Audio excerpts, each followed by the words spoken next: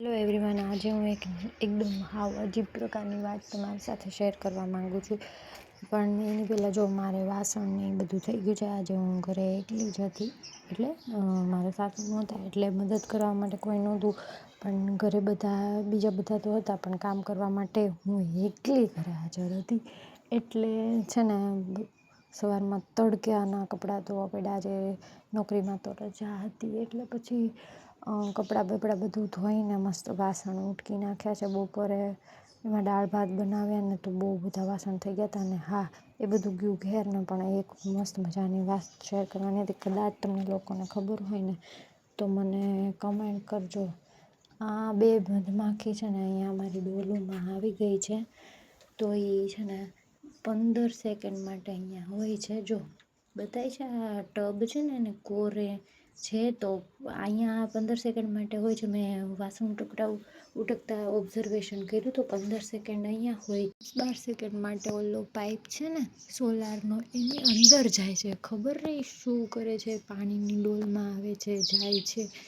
મને તો ખબર નથી, પણ તમને કોઈને ખબર હોય ને તો મારી સાથે શેર કરો. અત્યારે માંડ બપોર વચ્ચે મને છે ને સમય મળે છે આરામ કરવા માટે. પણ એ બધું છોડીને બોલો, હું આવી અજીબ પ્રકારની વાત શેર કરવા માટે વિડીયો બનાવી લીધો છે. અને આ ચકલાને અહીંયા પાણી દેવાનું હોય છે, એટલે મારે થોડીક વાર માટે કામ પતી જાય ને એટલે આના માટે પણ સમય કાઢું છું. ને ઝાડવાને પણ પાણી પાઈ દીધું છે બધાને. એટલે આમ જોવા જાઉં ને તો મારું કામ છે ને પતતું જ નથી.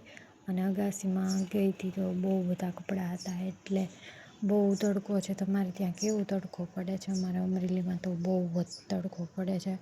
ઘરની બહાર નીકળવું જરાય ગમતું નથી, પણ શું કરીએ, નીકળવું પડે, કામ તો કરવું જ પડશે. અને હા, બીજું એ કહેવાનું હતું કે જ્યારે હું કોઈને એકવાર, એટલે બહુ પાસ્ટની વાત છે, કોઈની મદદ કરતી હતી ને તો એણે મને કમળાબાઈ કહેલું હતું.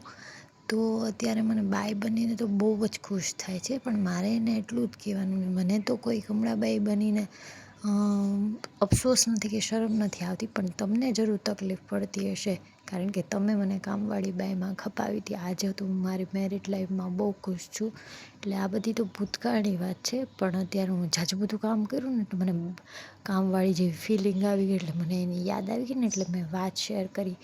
પણ આઈ એમ સ્ટીલ હેપી. ઓકે, એકચ્યુઅલીમાં ત્યારે હું તો એની મદદ જ કરતી હતી, પણ જ્યારે આપણે લોકો કોઈ મજાક ઉડાડે છે ને ત્યારે આપણને ખરેખર ખબર નથી હોતી, કારણ કે આપણે રિલેશનશિપમાં હોઈએ છીએ. એટલે આપણે લેટ ગો કરી દઈએ છીએ. પણ જ્યારે કંઈક રેડ ફ્લેગ મળે અને ખબર પડે ને કે આ બધું નથી, ત્યારે આપણને રિયલાઇઝ થાય કે ઓ, આપણને એવું કીધું હતું, આપણને તો ખબર જ ન પડી, આપણે તો મૂર્ખ છીએ, એવું અત્યારે મને લાગે છે. પણ એ સમયે હું મૂર્ખ જરાય નહોતી. છે એવું બધું તો ચાલ્યા જ કરે. પણ જો હું મત દઈને આવી, તમે પણ મત દઈને આવી ગયા કે નહીં? અને તમે કોને મત આપ્યો એ પણ કહેજો. હા, ગુપ્ત મતદાન કર્યું છે કે શું તો ન કહેતા, કેવું હોય તો કહેજો. પણ મેં ભાજપ અને કોંગ્રેસ બંનેને મત આપ્યો છે, એટલે બંને રાજી. જોકે બંને ઉમેદવાર સારા છે. હા, તો માળા બનાવે પણ અહીંયા બહાર પણ જુઓ, ચકલીઓ માળા બનાવે છે. અમારા ઘરમાં તો છે ને ચકલીઓ પણ રહે, બારે તો રહે છે પણ અહીંયા ઘરમાં પણ રહે. રસોડામાં તો કેટલી વાર બનાવે છે. હું તો વીખીને વારે ઘડીએ થાકી જાઉં ને ઝુમર રૂમમાં હોય છે ને તો ત્યાં પણ બનાવે છે. જો બપોર વચ્ચે તો એટલી ચી કરે છે ને, જોકે મજા આવે હોય એની સાથે, એટલે તો હું વિડીયો ઉતારું છું અને મારા વિડીયોમાં એનો અવાજ આવે ને તો પણ મને બહુ ગમે. મને કાંઈ એવું નહીં કે આપણે વિડીયો ઉતારે ને શાંત વાતાવરણ, હું તો ગમે તેવો અવાજ આવે ને તો પણ મને બહુ ગમે.